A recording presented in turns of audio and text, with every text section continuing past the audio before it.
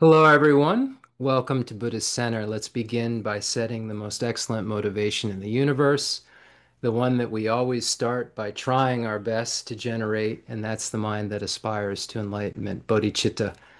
And when we say these things, some of these, terms are technical terms and mean something really specific within the context that we're talking about. So I encourage all of you who may be new to look into what these terms like bodhicitta mean and look at maybe some of the previous teachings to get an idea of what the teachings shared in common with beings of small and medium capacity refer to, and the teachings for beings of great capacity, that this idea of the mind that aspires to enlightenment falls under. And specifically, this mind that aspires to enlightenment, bodhicitta, is the entrance into the actual Mahayana. So you become a bodhisattva when you generate bodhicitta.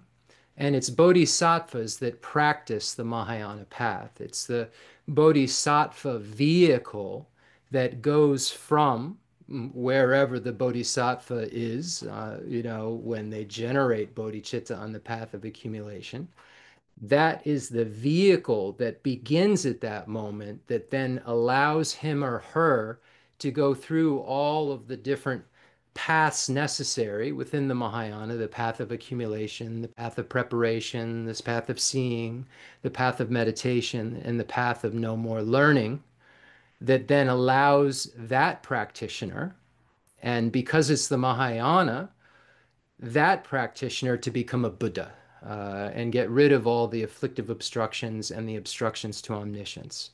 So when we say the teachings of the great vehicle or the Mahayana, this is a great vehicle, because what it leads to is unsurpassable, true, complete enlightenment. It leads to the perfection of the 10 things that you're practicing to perfect, the 10 perfections along the Bodhisattva path.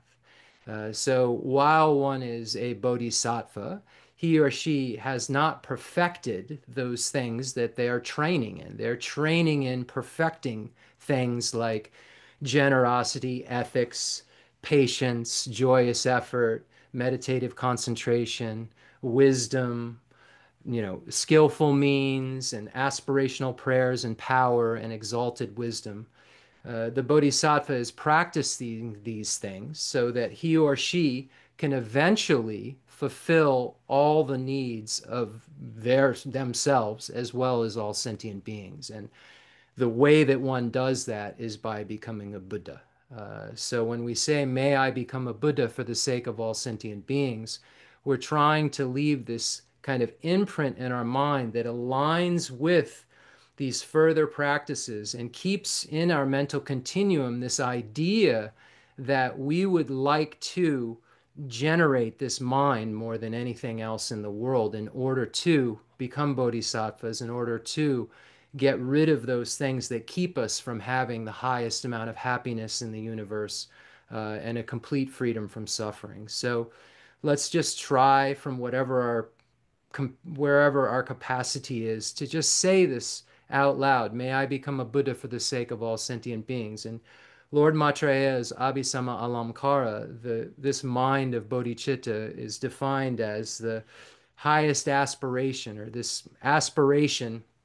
to become a this aspiration to become have the highest amount of enlightenment for the sake of all sentient beings. So the aspiration to become a Buddha for the sake of all sentient beings. And here we have these two ideas, the idea of becoming a Buddha and the reason for becoming a Buddha. It's in order to be the most reliable guide in the universe, to be able to help all sentient beings to discover the truth of suchness, just like you did in order to become a Buddha.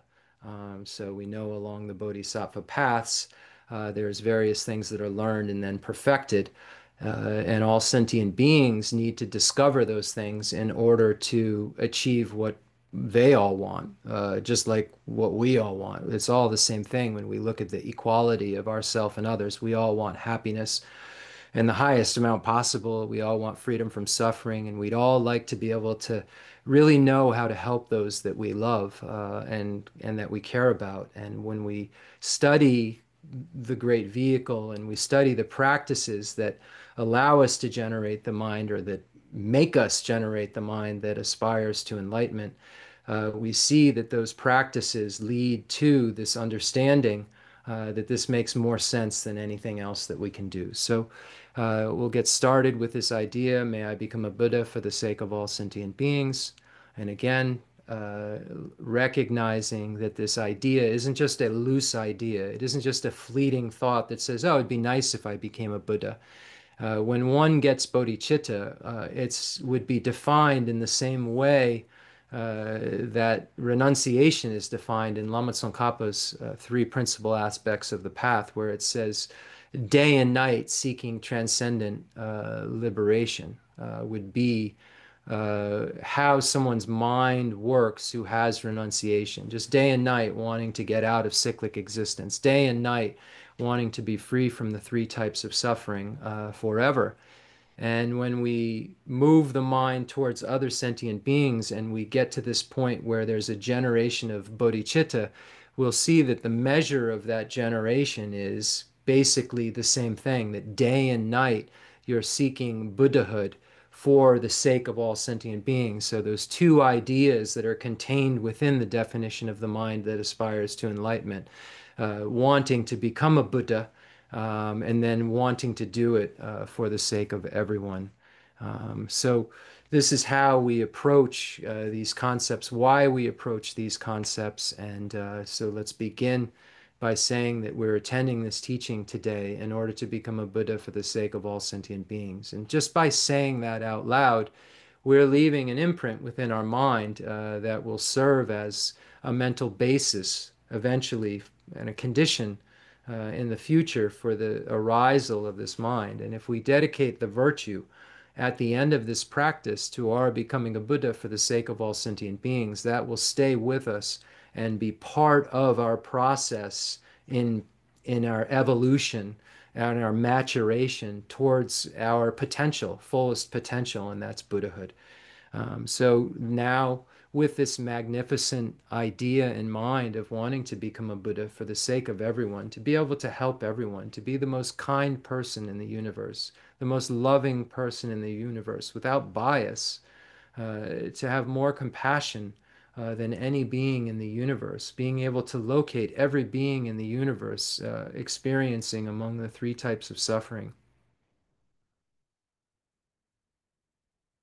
So let's imagine those beings in the space in front of us who've perfected those things, who've been able to figure out exactly how to help all sentient beings, how to have this perfect love and kindness that we're talking about, this perfect power and this perfect wisdom that I know I don't possess, and that if I wanted to help everyone in the universe, I would necessarily, just logically, need to have a perfect power, to be able to do so, and a perfect compassion, meaning that I could really observe and I wouldn't have any bias in relation to the object of observation of every being in the called every being in the universe.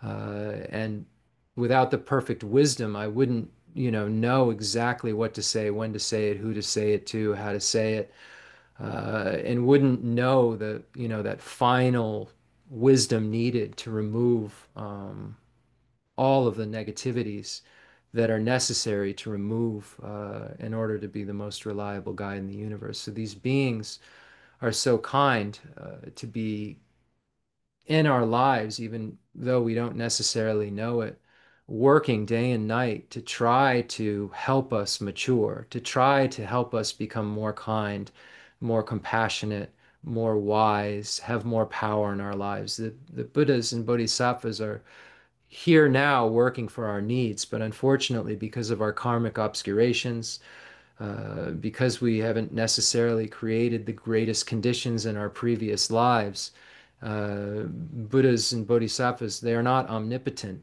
They can only work within the framework of the causes and conditions of, work within the framework of dependent origination.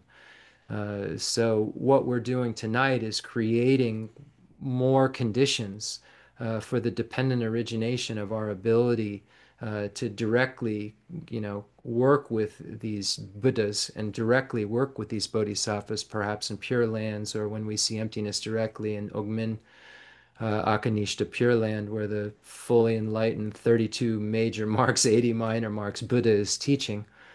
So what we're doing now is helping us to evolve. And those beings that we're imagining in the space in front of us have just done the work that we haven't done yet. And by us doing what, again, what I'm saying, by us connecting with them, we're creating the conditions for our future connections, our future, kind of pipeline of the teachings, and so forth. And not because there's some sort of magic by saying a magic name or by imagining a magical being. It's because these beings have the solution. And our mind has no end, and our mind has had no beginning. And all the things that we've engaged in our previous lives, if we look at cause and effect, have led up to the experiences that we're having now, and all results are concordant with their causes. So we've engaged in things that are concordant with hearing these teachings. We must have. We've engaged in things that allow us to have some sort of affinity for hearing this, on a Thursday night or morning, wherever you are in the world. You have some sort of affinity for hearing this talk that I'm giving. Even if it's just to say, oh, what's this guy talking about? There's some sort of connection. There's some sort of karma, that action that we've all previously engaged in, not the same one, but something that's similar enough that gets us all here to be able to hear these teachings and so forth. Likewise, right now we're doing that again. We're doing what we did before to make us be sitting here right now, and hopefully building upon what we put into our bucket of knowledge and compassion before, so that we can, these good qualities that we all have that just haven't grown enough, can grow. So what we're doing now is like almost like picking up where we left off spiritually, if you will, if we could think of it like that. And we shouldn't miss this opportunity, because we've also engaged in so many other things that are the antithesis of the Dharma in our previous lives. And if we don't get some real control in relation to what the projection of our future rebirth will be in this life, we can't be certain of where we're going to be in our future and if we'll have access to the Dharma.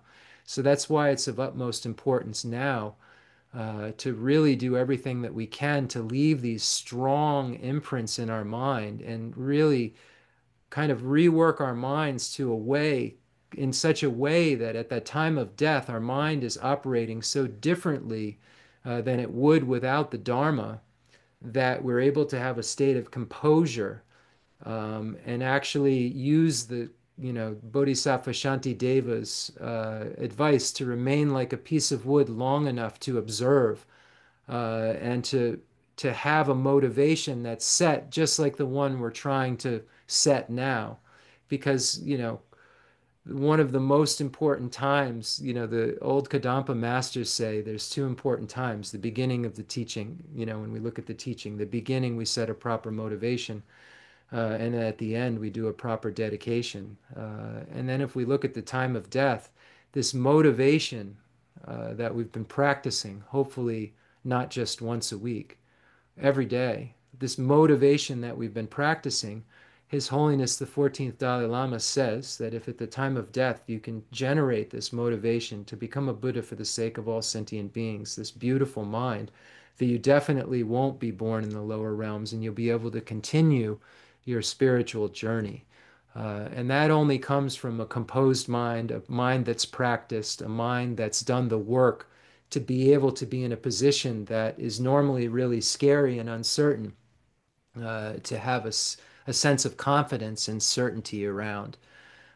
So we're fortunate that we have the, beings like the ones that we're imagining in the space in front of us, whether they're teachers that we've directly worked with or the lineage masters that we read the books of, in the Nalanda and the Tibetan tradition. These books are all becoming more and more available in the English language, and the Tibetan, canon has everything.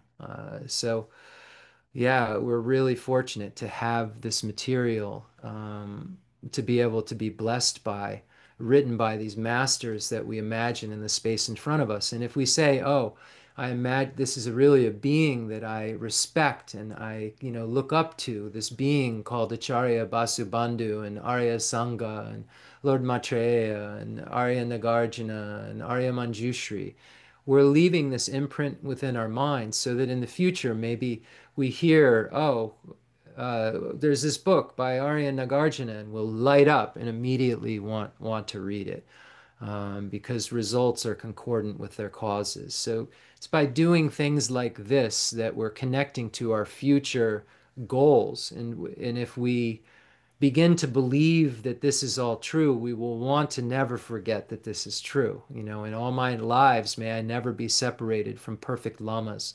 The last stanza of Lama Tsongkhapa's Foundation of All Good Qualities. And this is an aspiration that really is what you want to be able to generate at your time of death. May I become a Buddha for the sake of all sentient beings and meet with a qualified Mahayana teacher. And if you have a root Lama, meet with my root Lama, be at the feet of my root Lama.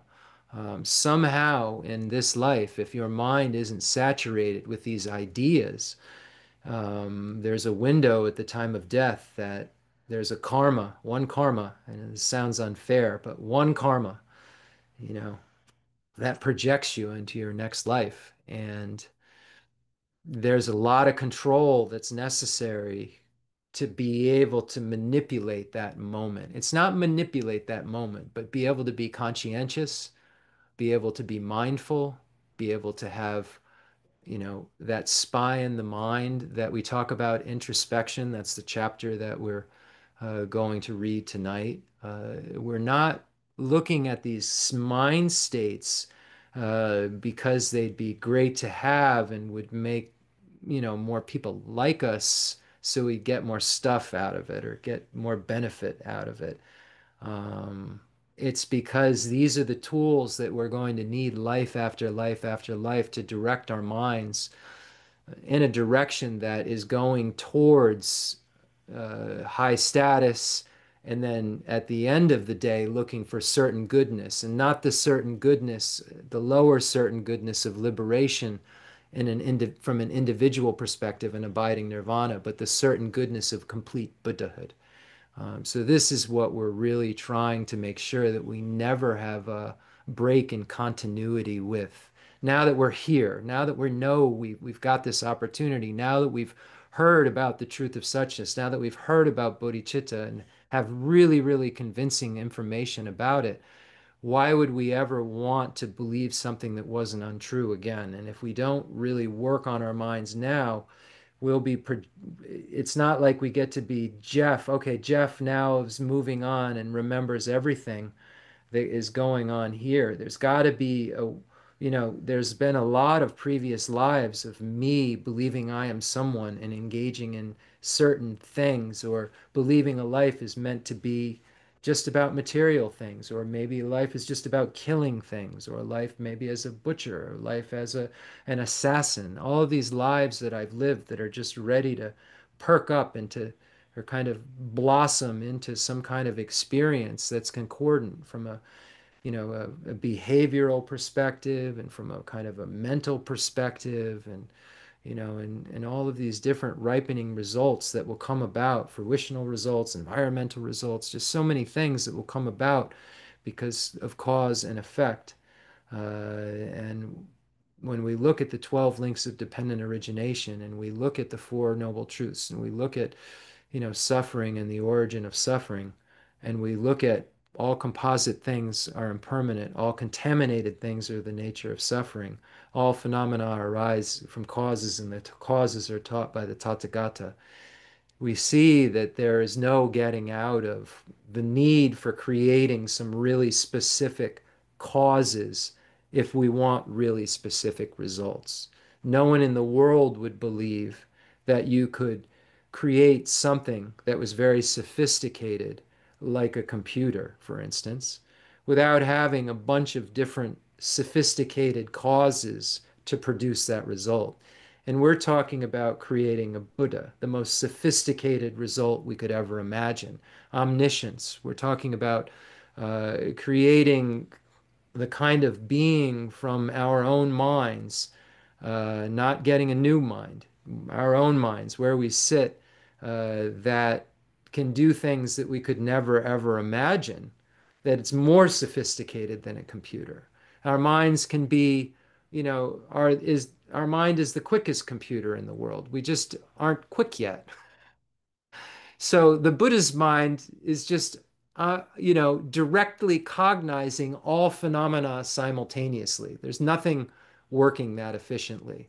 That's the most sophisticated kind of thing you could ever imagine, something that could simultaneously, without any mistake, cognize everything, while simultaneously having compassion for every sentient being, while simultaneously abiding in a peace. There's all of this simultaneous sophistication that's going on, that's caused. So there's going to need to be a lot of sophisticated causes that are put into this sophisticated result that we're looking for. So this is why week after week we're learning what those causes are, trying to produce more and more and more of them so that the good qualities that we have can mature to perfection. And the beings we imagine in the space in front of us have matured their good qualities to perfection. We just haven't matured our good qualities to perfection. So may in all our lives, may we connect with those beings who've matured their good qualities to perfection so we can learn how to mature our good qualities to perfection because they hold a secret that we don't have. So if we could just meet with anybody and it'd be fine, then we don't need to do this exercise. But we're trying to guide our future. We're trying to be the conductor instead of the victim. We're trying to say, hey, I want to be in a little bit more control. You don't have complete control if there's afflictions, but I want to be able to, my mind has been in control and I haven't had control of my mind. And my afflictions are what, and my self-cherishing attitude is what makes the most sense to this mind that's been in control that I haven't been in control of. And the Buddhas are here saying, hey, your mind's out of control. You need to get in control of it. And that wouldn't be a problem if everything wasn't controlled by your mind. So when we look at all of the experiences that we have, all the way to the most amount of pain, we see that it's experienced by our mental consciousness. Our mental consciousness is interpreting what our sense consciousness is taking in and discriminating it in certain ways and discriminating this I that's talking to you right now in certain ways. And in dependence upon this discrimination of this I incorrectly and the discrimination of you that I think I'm talking to incorrectly, then I make certain ideas about what I should discriminate, uh, you know, around me and how I should relate to it. And that's all coming from kind of a faulty premise that causes me so much pain. And luckily, these beings that I'm trying to make my mind connect to in all my lives have a solution that is outside of the box, meaning I've been in a box called samsara. It's a prison, and everybody in this prison thinks it makes sense. And the Buddha is outside of the prison saying, hey, it doesn't make any sense because even though you're eating cheesecake and you love cheesecake, you're sitting in a prison eating it. It's prison cheesecake. So we have to come to find out what this suffering of change that the Buddha came to talk about, to tell us about means. so that we can then feel satisfied eventually, like those beings. And we say we want to become a Buddha for the sake of all sentient beings. And the sake of all sentient beings, what do sentient beings need? They need the same thing that I need. There's not like, oh, I need this, medicine called the Dharma, but no one else needs it. In order to get rid of ignorance, which keeps projecting me again and again and again into cyclic existence, I need to meet with that which is in direct opposition with the ignorance. And that's the Dharma. The Dharma is in direct opposition with the mind that doesn't tally with reality. The Dharma is in direct alignment with the discerning mind that tallies with reality. And unfortunately, my mind doesn't tally with reality. So it's the Dharma that I need. Likewise, sentient beings, ordinary beings, we'll say at least, who haven't realized emptiness, don't have a mind that's tallying with reality. And therefore, that mind that's not working in a way that's in alignment with reality is causing so much suffering and pain. So what all sentient beings need, just like, what I need, is the Dharma. And even those sentient beings who've figured it out a little more and realized emptiness, if they haven't become Buddhas, and they're still along the path, even if they're foe destroyers in the individual liberation vehicle, there's still some Dharma that's necessary for them to have in their lives, to hear, something that needs to impact their minds more in order to get rid of whatever defilements are left, whether they're afflictive obstructions or obstructions to omniscience. So not only beings who haven't realized emptiness need Dharma, but even those beings who are on the 10th Bodhisattva ground still need to have their mind interact with the wisdom realizing emptiness one more time to cross the line from the 10th Bodhisattva ground into Buddhahood.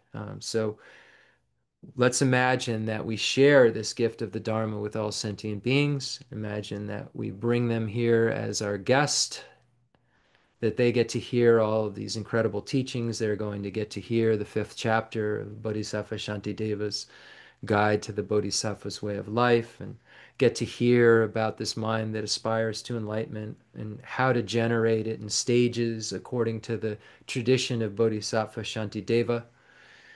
So imagine that you're sharing this with your friends, with strangers, and with those people who you consider difficult.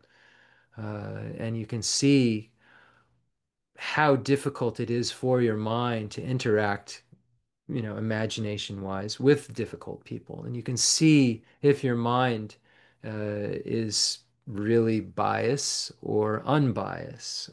And of course, we have these biases.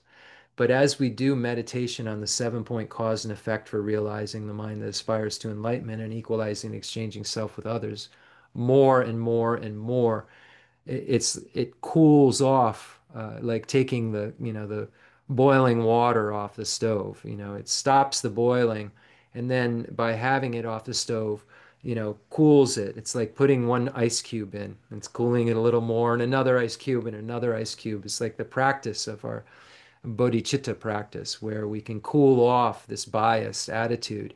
And it's not going to happen like this. Anyone who says that you can do a couple of practices, I have some secret for you, in 6 months you'll get rid of all of your anger, get rid of all your bias, then I would run.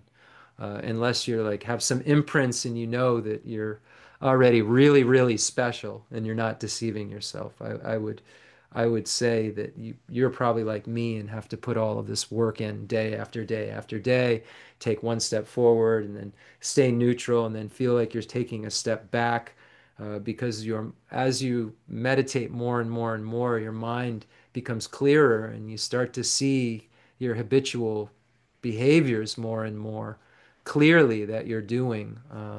And sometimes it can seem like you're taking steps back, but all that's happening is that your mindfulness and your introspection, your spy in your mind, is actually working better. So don't ever get discouraged. If you're practicing every day, And it's, in a, accurate information and complete information, and you're doing it every day and you're working with the teacher.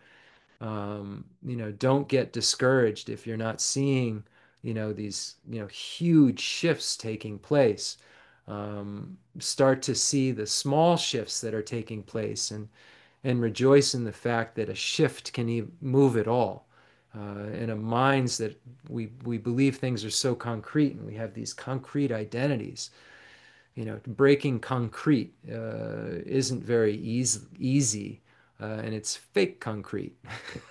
So it's like this special kind of concrete for us to try to break that's even harder to break than if it was just worldly concrete that we could just take a jackhammer at. So we're, working on this concrete, you know, habituation that we have that says, I am this, I am that, you are this, you are that, that is this is great, this is bad, this smells, that smells good, that smells bad. Like all of this that we cling to. And as we smell things, they smell like they intrinsically exist. Weird, right? When we hear things, they sound intrinsically existent. We taste something, it tastes intrinsically existent. So our sense consciousness is taking information in incorrectly.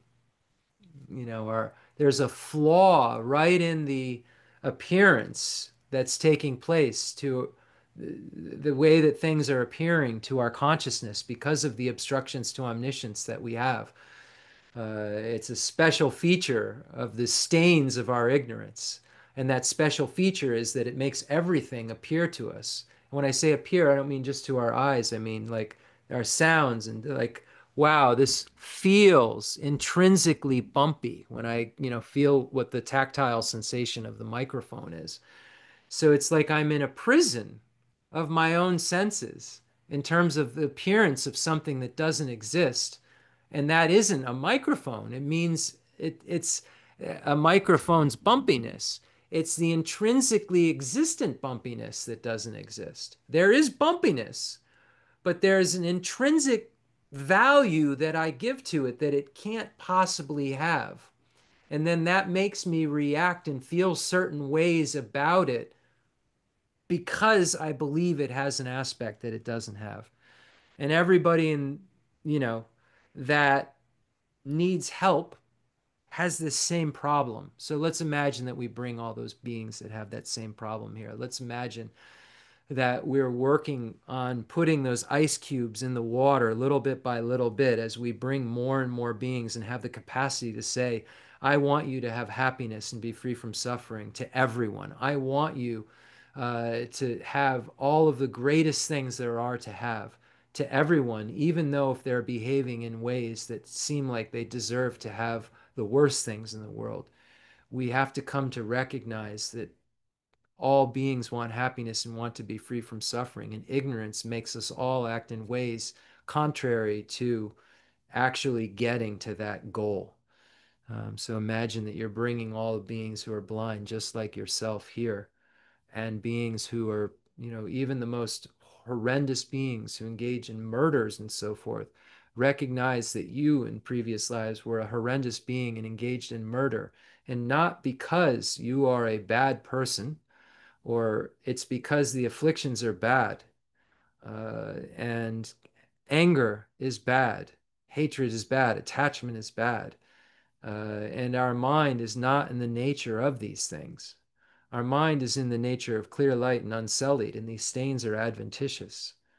And this is what the Buddhists have come to tell us about. So, knowing that everybody's under the sway of this mistaken concept right from the beginning, it can make us chill out a little bit in relation to why are these people so bad? Well, obviously, because this is samsara, and they're forced by their ignorance into it. So there's a sign when we look at those around us, if you're all who you appear to be, it means that you're under the sway of the demon of self-grasping ignorance and the self-cherishing attitude that makes us all behave in ways that are ugly. Some are uglier than others, but When you're being ugly to someone at that moment, that person isn't saying there's someone uglier out there. There's someone a lot meaner. They're saying, no, this is mean, this is awful, this is suffering.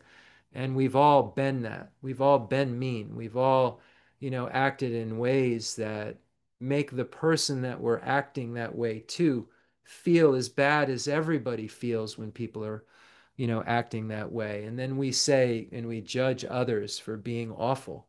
But we've made people feel really, really bad in this lifetime, and we would want forgiveness. We would want someone to say, hey, they were acting out of ignorance. So if we would want to have if we would want to have that same kind of sense of compassion towards us, if we would want others to say, hey, I understand why they may be acting in that way, or hey, maybe they're going through a hard time, or maybe they were under the sway of a wrong idea. If we want everyone, to have an understanding of why we may have behaved negatively at some point in time or another, or why may have been unhurtful, we have been unkind or hurtful, then maybe we should give others some slack, and say, wow, they're just like I was acting in a way out of control because of ignorance, and I made someone feel bad or I made someone sad. Likewise, they're doing the same thing. And maybe I should cut them some slack because they're under the sway of the same thing that I was under, when I acted in a way that hurt others. And just because maybe my behavior doesn't seem, from, as magnified or as grandly terrible, as others' behavior, it's still made another sentient being's mind, disturbed, made their mind feel badly. And we know that what we're trying to do is abandon evil and engage in perfect virtuous actions, and abandon and get rid of harm and the causes or sources of harm. This is what the beginning thing of, that we need to start doing in Buddhism, is abandoning evil, and then, stopping, our negativities, and then trying to, engage in perfect positivities.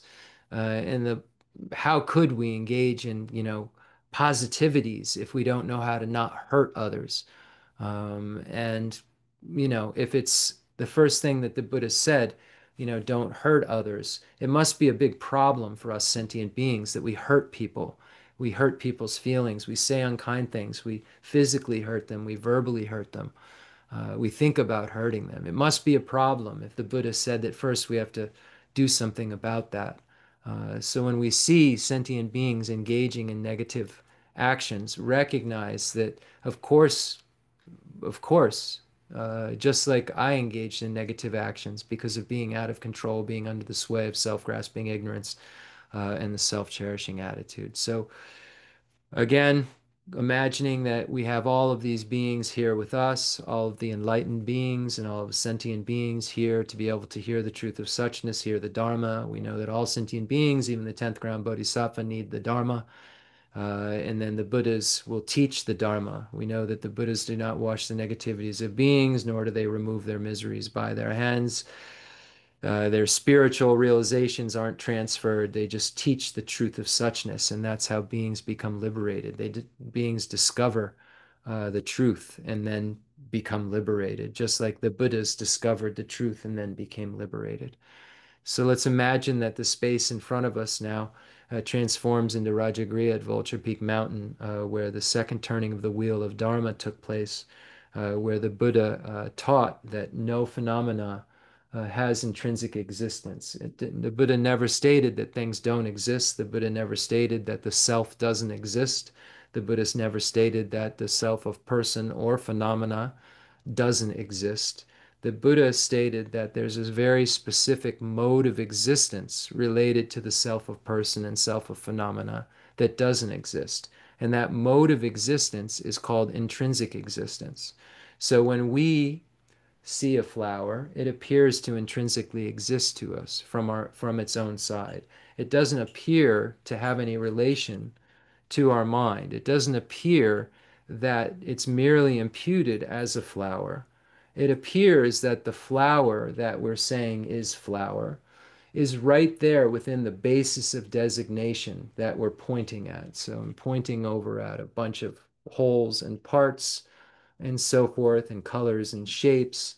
And I believe that that flower is existing from its own side, this thing I'm naming flower, right within in its parts. So I believe that the thing doesn't come into being through a projection of my mind. And I think that physics would even disagree that the object exists from its own side, separate from an imputing or designating mind.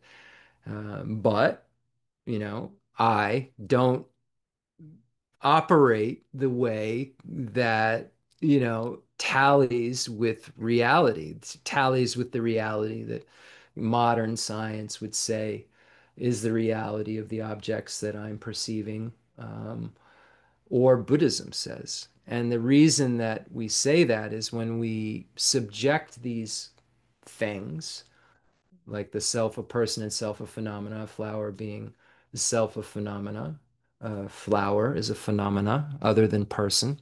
When we subject these things, like flowers, to ultimate analysis, to see if this thing that I'm imputing, this thing I'm saying is flower over there, is intrinsically existent, meaning that it exists from its own side, separate from me imputing it, like it's just over there, then it should be findable. This intrinsically existent thing say is out there that's separate from my imputing or projection, separate from my projection, it should be findable. And there's only two places that that could be found. It would have to be within the parts over, the basis of designation. There's a basis. It's pretty basis of imputation, meaning like the thing I'm naming over there as I'm saying it's a chair. It must be able to be found. So when I subject it to ultimate analysis, I say it must be able to be found within its parts or outside of its parts. So it's got to be there or somewhere else if it intrinsically exists. Because I make all kinds of judgments and I make all kinds of decisions based on the fact that I think everything around me, including myself, intrinsically exists. That there's a very, unrelated to me functioning world that's going on that I need to react to and need to react to it now. And if I don't react to it now, I might miss out on something because those somethings exist externally. Because if they were just being made by my mind, how could I ever get so flustered? And how could I ever decide that I need that chair versus that chair? Because that chair is a little bit more than this chair and it has a little bit more of this than that chair. But how could I, if I know that I'm kind of constructing this whole world of qualities and even the objects themselves to some degree, how could I then be so destroyed by things when I lose them or don't get them? If I know that really it's just part of a projection that's being created because of causes and conditions that are coming together, and there isn't anything from the side of all of this externality that I think is there in terms of its separateness from my mere imputation. So if I'm looking for this chair within its basis of designation, then I have to say, okay, this chair is existing. Is it in it? Is it in the back of the chair? Is it the wood? I say I'm seeing a chair, and I say I'm seeing all its parts, but I'm only seeing a thin layer of paint around the outside of things. I'm not even seeing the wood. I'm seeing wood in some places where paint has chipped off, but it's a wooden chair. I'm saying it's a wooden chair, but I'm not even seeing wood. I'm seeing a thin layer of paint. So when I start to look for this object that I'm imputing as this or that, it becomes unfindable. The chair is findable when I say it's merely imputed by me in dependence upon a collection. But when I move closer to that collection, that chair becomes unfindable. And if it was intrinsically existent, it should be able to be found. I move closer to it, I see some paint, and then if I could strip the paint, there'd be some wood. But really, there's just a pool of atoms. And if there's just a pool of atoms, well, we can't just say pool of atoms because then there's electrons and protons. You just keep in quarks maybe or something. I don't know science very well. But is it a pool of atoms? Is it a pool of quarks or something? Is it moving? Science would say it's definitely moving. Buddhism would say it's moving. I don't see it's moving. There's something moving in front of my eyes right now. I don't see moving. So would I say like chair is something that's moving? I'd say like this thing I believe is a chair. It's moving right now. I would say no, it's not moving unless I move it. So it starts to undo this idea of the concepts that we put around things. But when we unsubject it to ultimate analysis and go back to conventional analysis and look at things from afar, they function just fine as chairs and as microphones and as Jeffs and so forth. But this ultimate analysis that we engage in allows us to see that the way that we're apprehending things from a conventional level isn't correct and that we've never seen conventions. We've never seen the conventional level of things before in our entire life.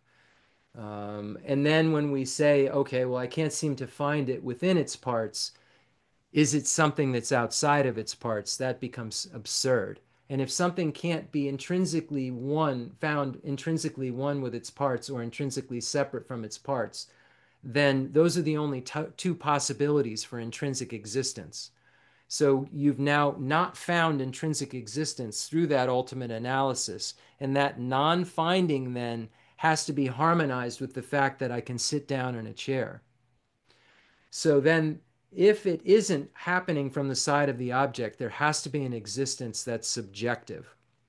And if there's a subjective existence, then when I say this is a really good chair, then it's just being built upon my ideas, my concepts, my conceptual constructions, my conceptual constructions of who I think I am and what I need to be, and who I am not and who I shouldn't be.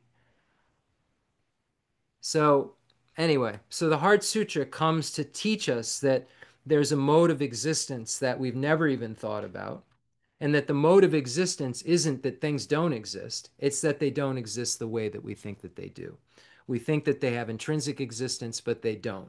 They don't exist from their own side, they don't exist from the side of the object.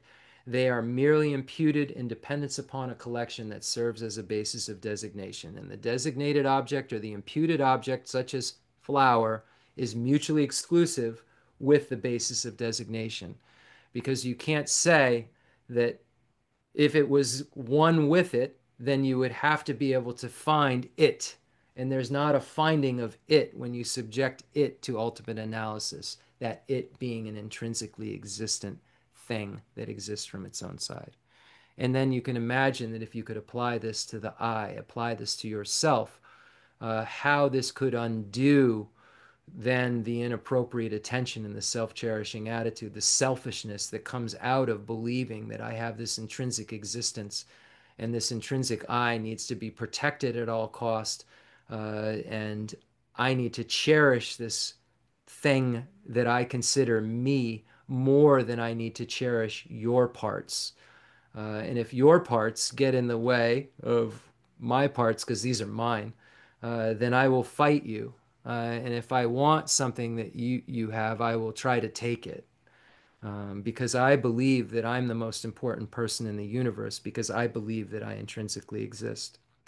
So it seems like what's the connection between this jargon about things don't intrinsically exist and why I get angry and why I'm attached? And there is the exact connection there. And when you study more about it, you'll come to figure out that there's a very specific relationship between I am, I need, and I'll take. And there isn't anywhere in Buddhism it's saying, I am not, I don't exist. It's just saying that the way I think I exist is causing me to go crazy. The Sutra of the Heart of Transcendent Knowledge. Thus have I heard once the Blessed One was dwelling in Rajagriha at Vulture Peak Mountain, together with a great gathering of the Sangha of monks and a great gathering of the Sangha of Bodhisattvas. At that time, the Blessed One entered the samadhi that expresses the Dharma called profound illumination. At the same time, noble Avalokiteshvara, the Bodhisattva Mahasattva, while practicing the profound Prajaparamita, saw in this way, he saw the five skandhas to be empty of nature. Then, through the power of the Buddha, Venerable Shariputra said to noble Avalokiteshvara, the Bodhisattva Mahasattva, how should a son or daughter of noble family train who wishes to practice the profound Prajaparamita? Addressed in this way, noble Avalokiteshvara, the Bodhisattva Mahasattva, said to Venerable Shariputra, O Shariputra, son or daughter of noble family who wishes to practice the profound Prajaparamita should see in this way. Seeing the five skandhas to be empty of nature, form is emptiness, emptiness also is form, emptiness is no other than form, form is no other than emptiness. In the same way, feeling, perception, formation, and consciousness are emptiness, thus Shariputra, all dharmas are emptiness. There are no characteristics, there is no birth and no cessation, there is no impurity, no purity, there is no decrease and no increase. Therefore, Shariputra, in emptiness, there is no form, no feeling, no perception, no formation, no consciousness, no eye, no ear, no nose, no tongue, no body, no mind. No appearance, no sound, no smell, no taste, no touch, no dharmas, no I dhatu, no mind dhatu, no dhatu of dharmas, no mind conscious dhatu, no ignorance, no end of ignorance, up to old age and death, no end of old age and death, no suffering, no origin of suffering, no cessation of suffering, no path, no wisdom, no attainment, and no non-attainment. Therefore, Shariputra, since the Bodhisattvas have no attainment, they abide by means of Prajaparamita. Since there is no obscuration of mind, there is no fear.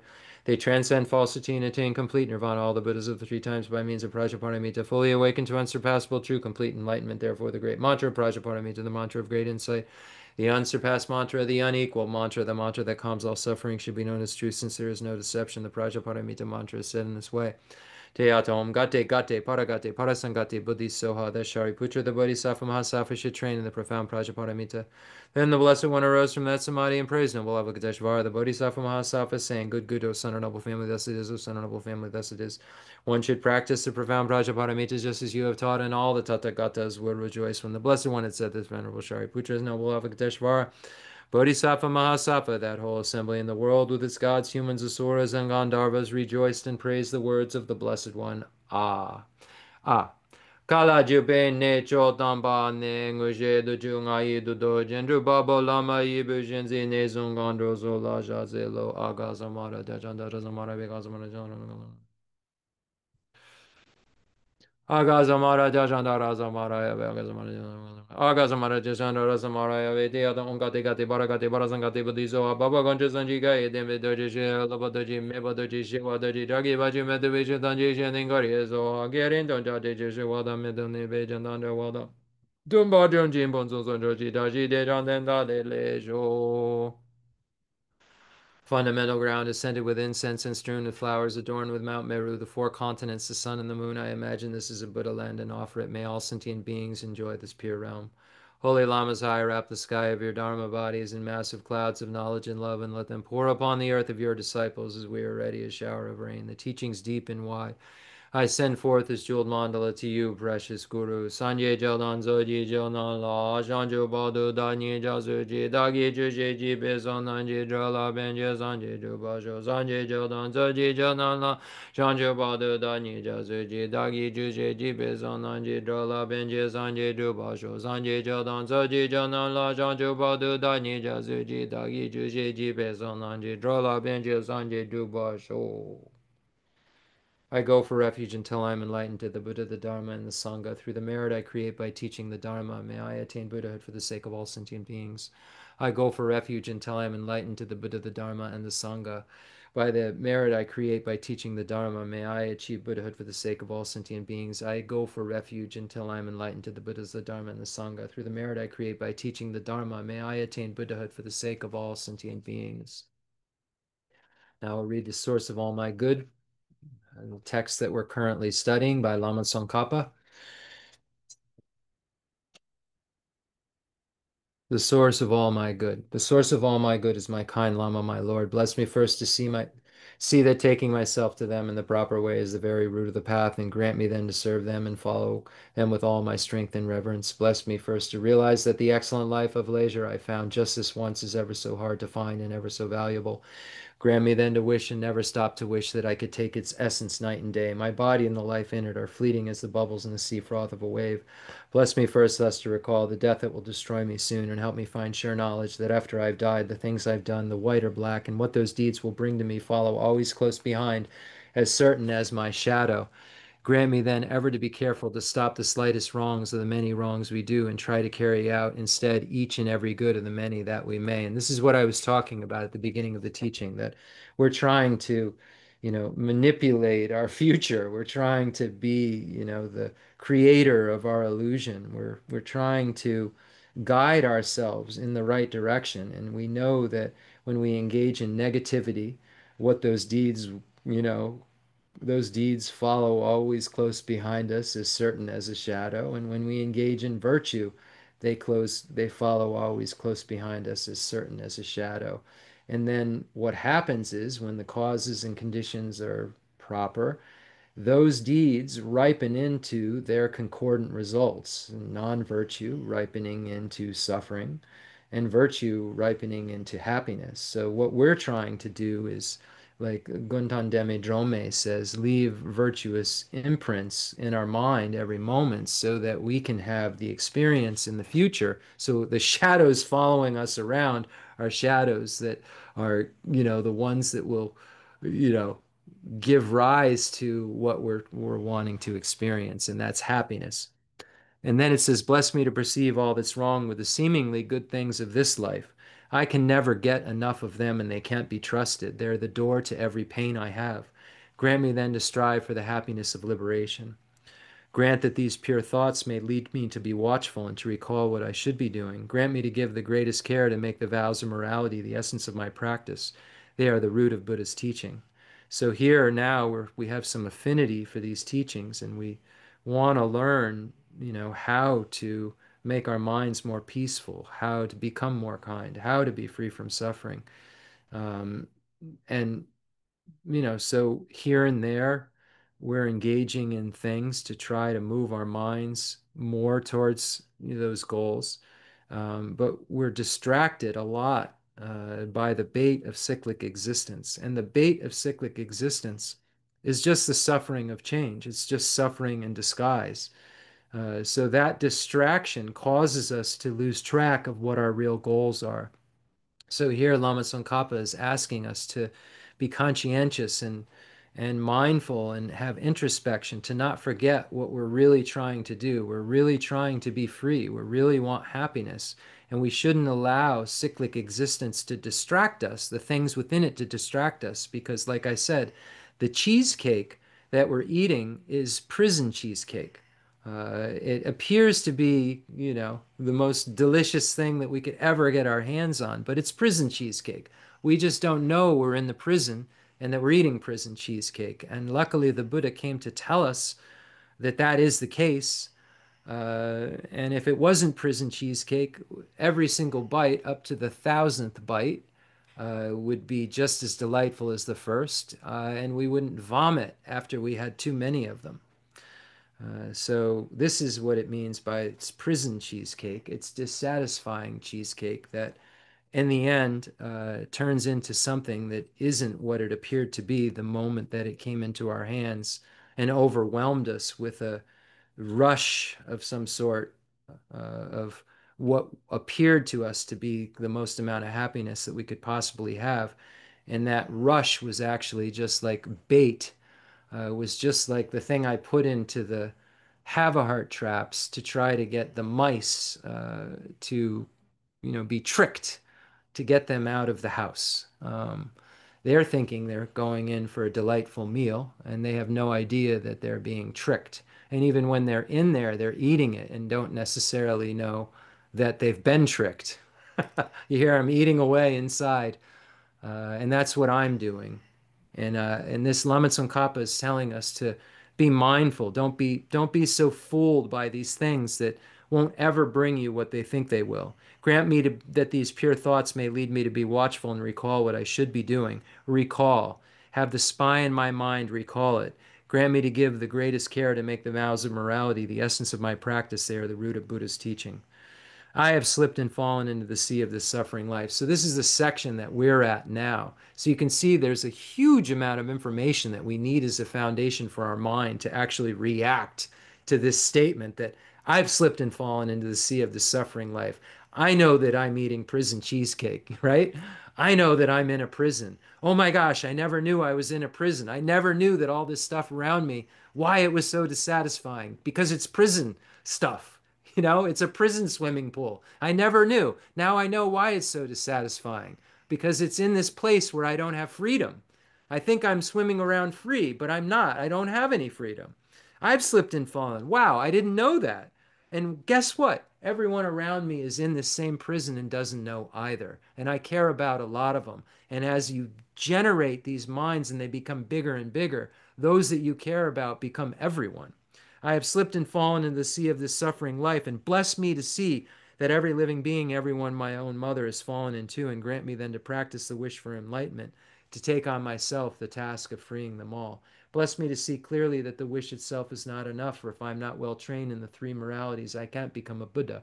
Grant me then a fierce resolve to master the Bodhisattva vows.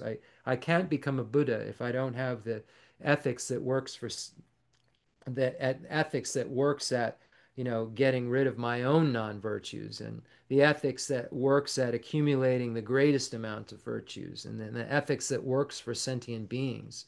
I won't really be able to work for sentient beings if I haven't accumulated those first two types of ethics. When we look at the three moralities, those two types of morality, the morality of abandoning non-virtue and accumulating huge amounts of virtue, if I don't have those qualities, I don't have gold, excellent qualities like gold, how could I export them?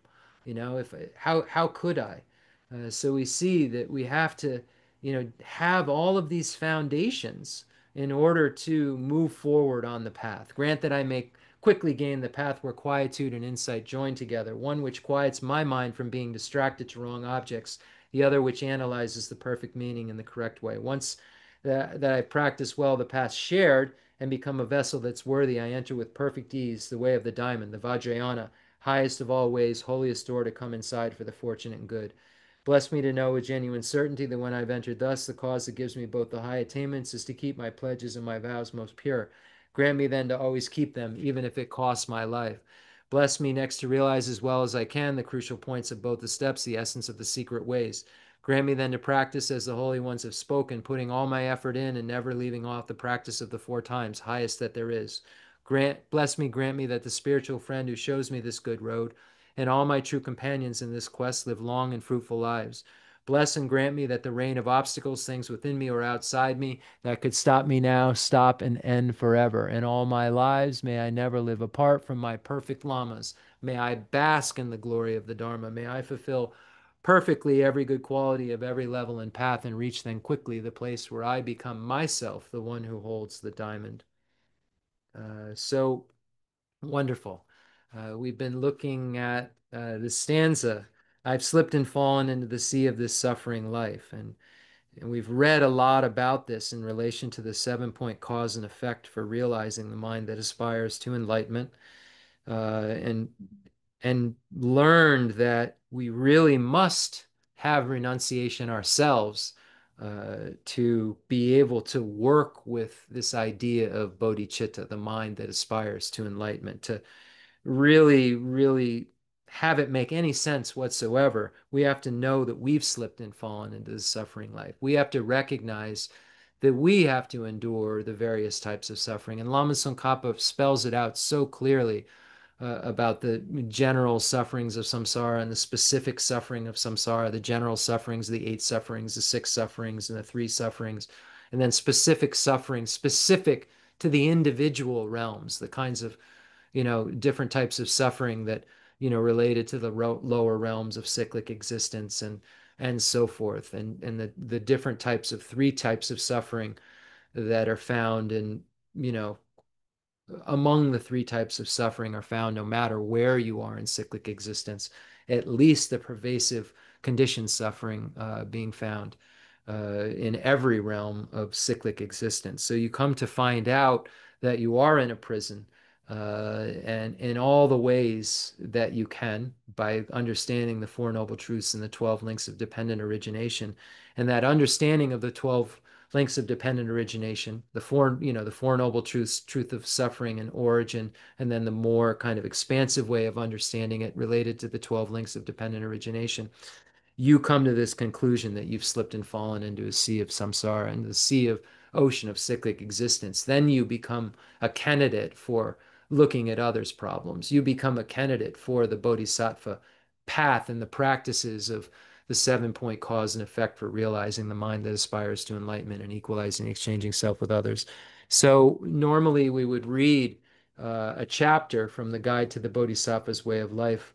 That's what I've been saying we're going to do each class until we get done with the Bodhicharya Avatara, because we're teaching equalizing and exchanging self with others practice. But today I see that we don't have a lot of time left. So I'd like to just look at the outline of the Lamrim Chemo again. So for anybody who's listening, to kind of get us to how we got to where we are right now, and why it's important. So we know that we've entered into the teachings that are for beings of great capacity. We know that the stages of the path for beings of great capacity is the major heading. And we see that where this begins is with bodhicitta. So the entrance into the actual Mahayana, the entrance into the teachings for beings of great capacity, which means the Mahayana, the great vehicle, is bodhicitta. So we have to learn, if we want to enter into the Mahayana, how to get bodhicitta, because it is someone with bodhicitta that is a Mahayanist. A bodhisattva is a being who has bodhicitta. So if we want to enter into the great vehicle, enter into the path for beings of great capacity, that entrance is this mind that aspires to enlightenment. So we have to learn how to develop it. So it begins with how to develop it, and shows us that it depends upon certain causes for it to arise.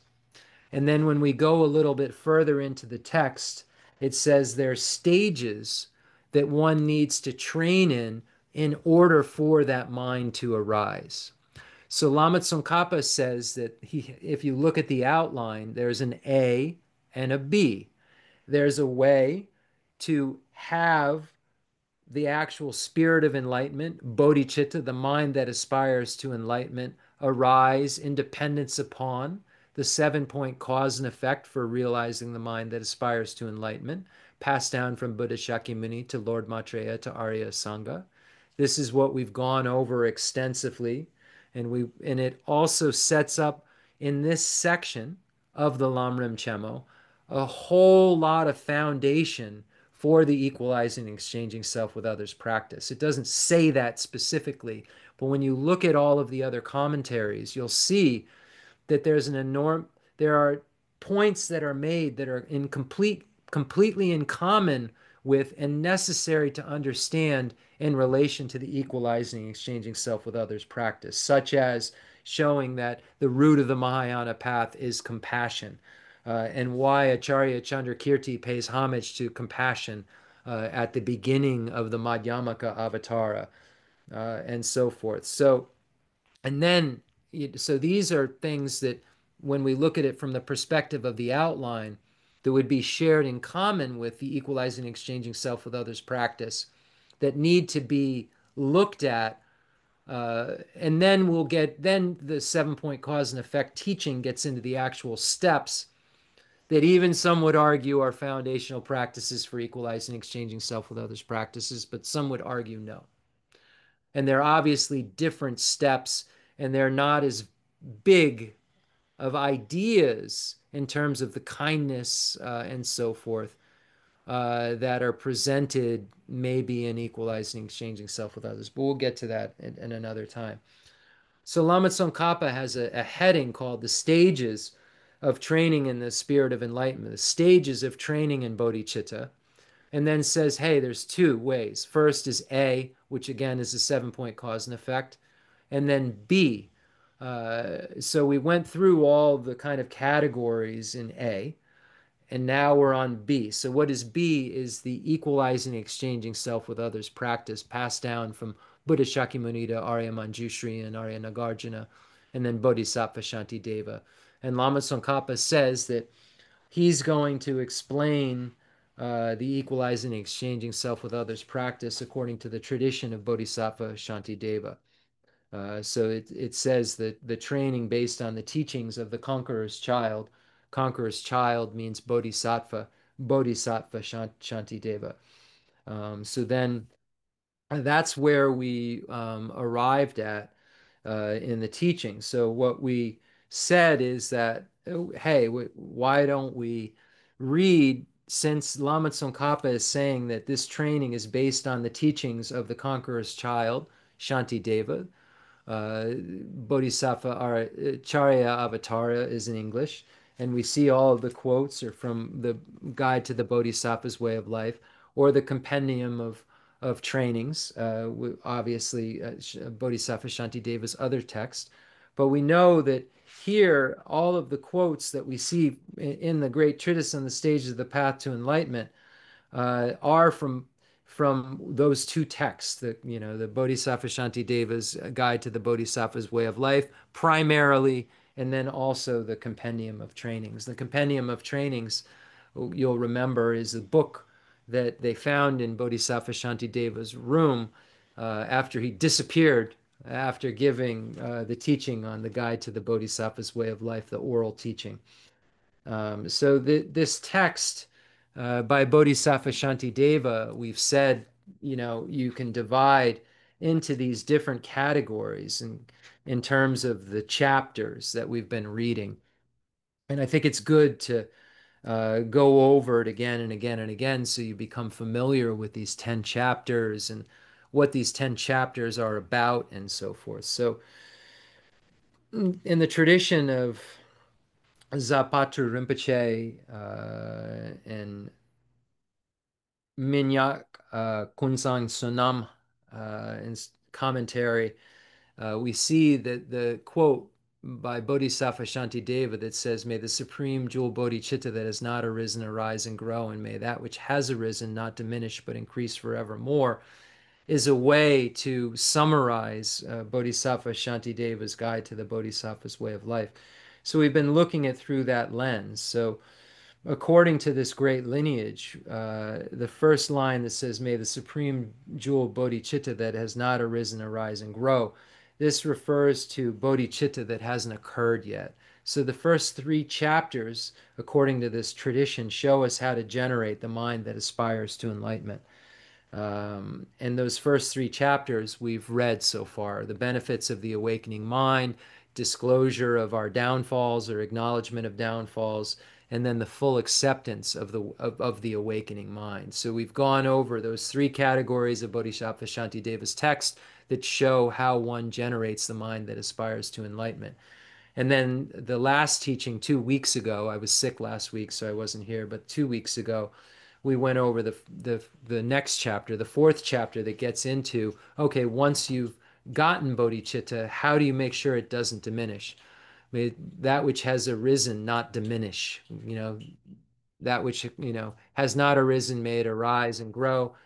That which has arisen, that may it not diminish. So the next three chapters of conscientiousness, introspection, and patience show us how to make sure that the bodhicitta that we generate doesn't go away, doesn't decline, because you can lose bodhicitta. You can lose this idea of wanting to become a Buddha for the sake of all sentient beings. You can become frustrated at lower levels and actually lose it. So these three chapters, beginning with conscientiousness that we read last time, begin the explanation of how to not lose your bodhicitta.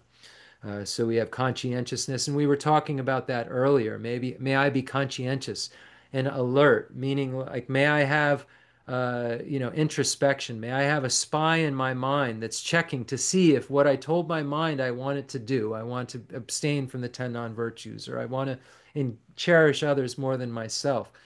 This is what I'm supposed to remember. Mindfulness is I'm supposed to remember not to forget this, that cherishing others is more important, than cherishing myself.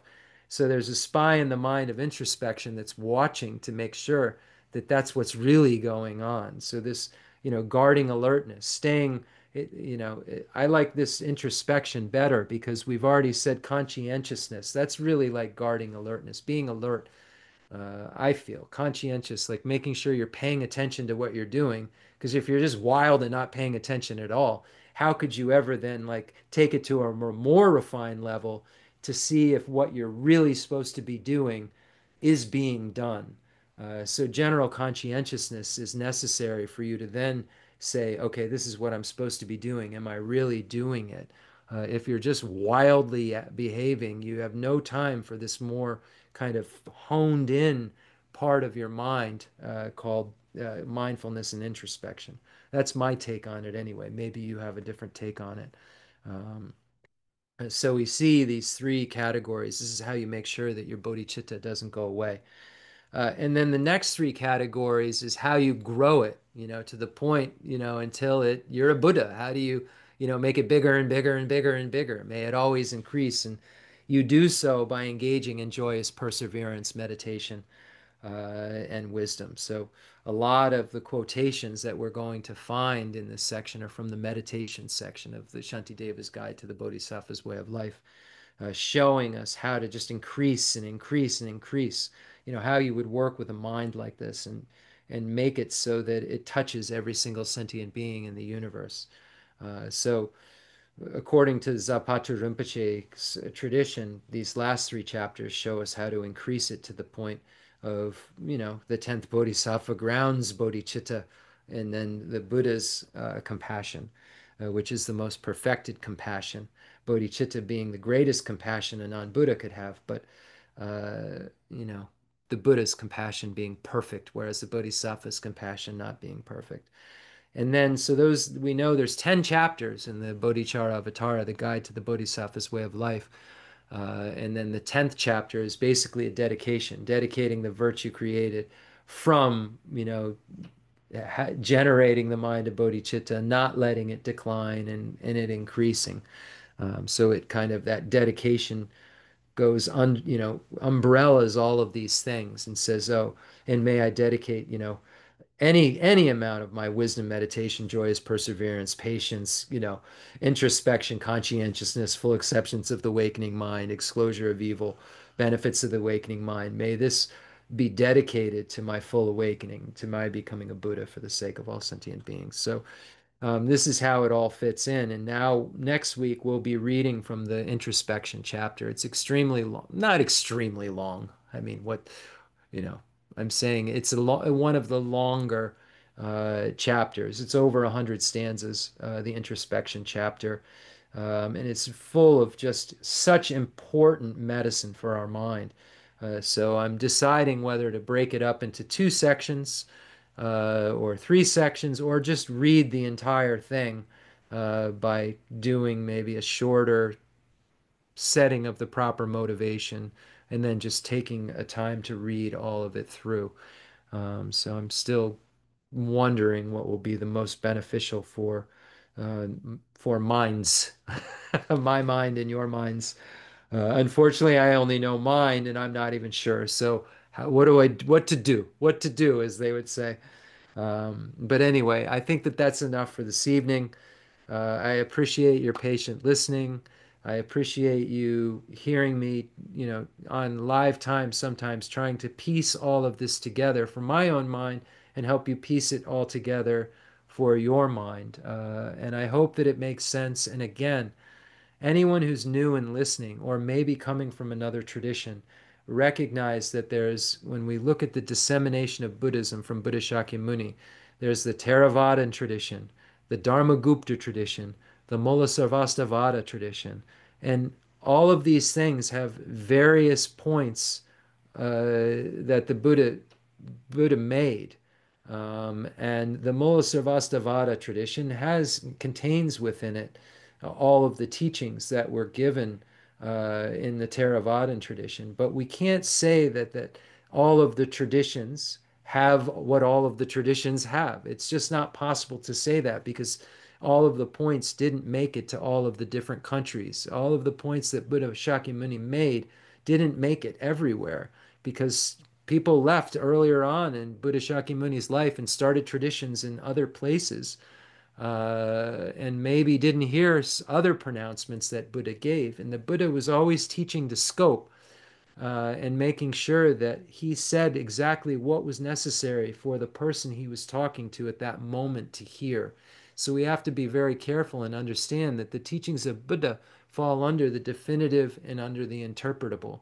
And the only way we can discern what's what is to take a look at the teachings and then see how these great masters within the traditions categorize them, and looking, because we're in the Sanskrit tradition, and specifically the Mulasarvastivada tradition, how we can reconcile the understanding of the teachings shared in common with beings of small and medium capacity that are found in the Theravadan tradition with the fact that there are also these teachings for beings of great capacity, but those beings who wish to achieve the highest amount of enlightenment need to practice all of the same things that the beings in the Theravadan tradition need to practice. There's just some extra practices that need to be done because it's focused on achieving a complete Buddhahood as opposed to just an individual liberation or an abiding nirvana.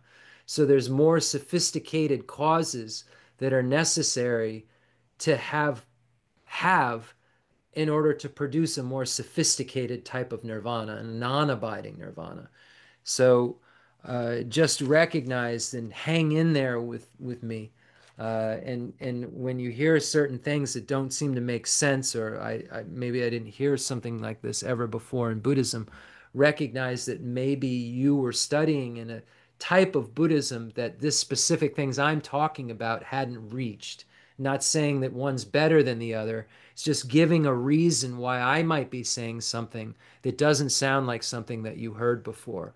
But recognize that what I'm saying has an authentic lineage back to Buddha Shakyamuni, has an authentic textbooks within the Nalanda tradition in the Sanskrit language, that can be pointed out to trace back to Buddha.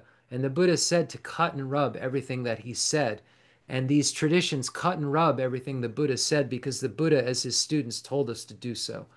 So if something is cut and rubbed, and then it's found out that it cancels out something that the Buddha said before, the Buddha was omniscient, so the Buddha must have been being figurative during that point when he gave that teaching.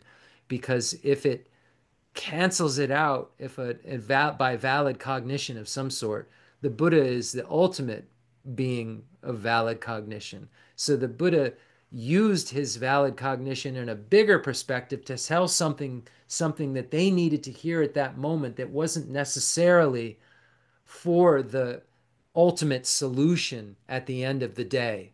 In terms of the direct antidote, it was to allow the person to move towards that ultimate solution, but it may not have been the direct antidote. And the direct antidote needs to sometimes be sussed out.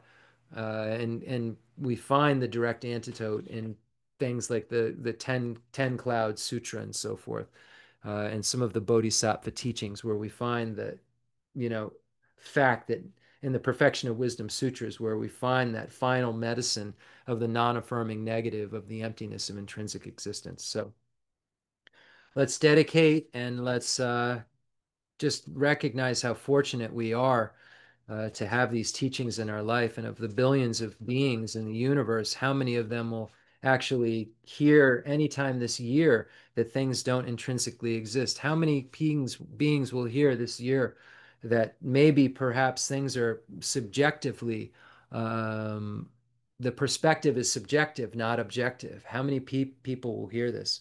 And we're hearing it tonight, and we're hearing about ways, taking emptiness out of the picture, ways to become more kind and to become better human beings, ways that produce that. And you can use your logic and analysis to see if it would, and to see if these things make you feel better. And that's what I love about the tradition, is it's something that you actually throw yourself into and can like do the acid test to see if it works or not, and then throw it out if it doesn't. But don't throw out in it in, because you have incomplete information or you don't have correct information.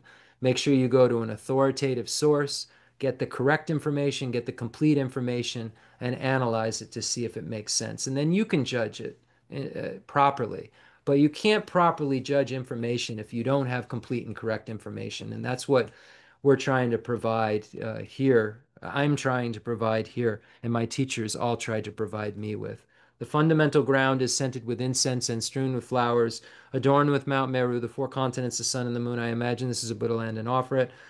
May all sentient beings enjoy this pure realm. Holy Lamas, I wrap the sky of your Dharma bodies in massive clouds of knowledge and love, and let them pour upon the earth of your disciples as we are ready, a shower of rain, the teachings deep and wide.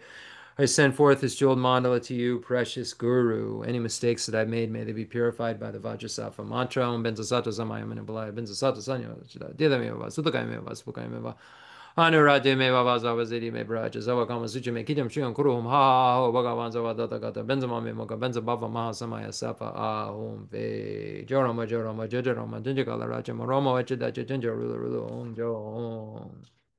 I dedicate all this virtue to emulate the knowledge of the hero Manjushri and likewise Samanta Bhadra as well. With whatever dedication is praised as supreme by all the conquerors who traverse the three times, I also dedicate all my roots of virtue for the sake of auspicious deeds.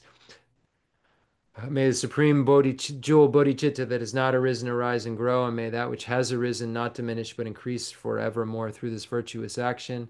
May I quickly attain the state of a Guru Buddha and lead every being without exception into that enlightened state. In all my lives, may I never be separated from my perfect lamas. May I bask in the glory of the Dharma. May I fulfill perfectly every good quality of every level and path, and reach then quickly the place where I become myself, the one that holds the diamond.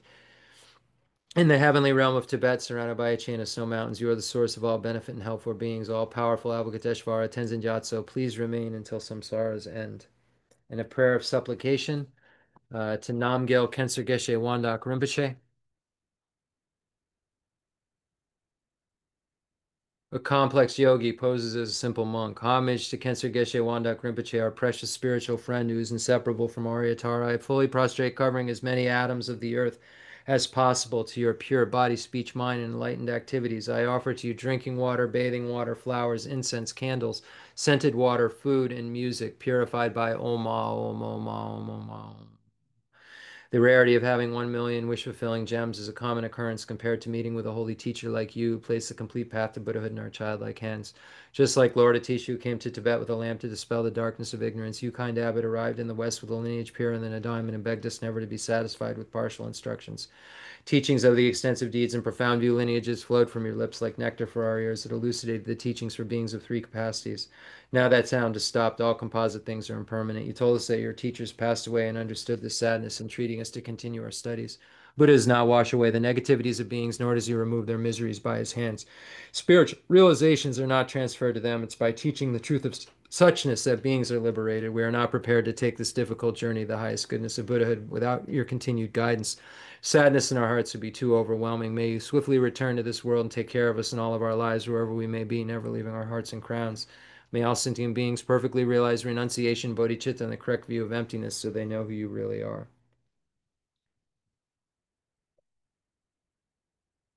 Thank you so much, everybody. I appreciate you, and we'll see you next time.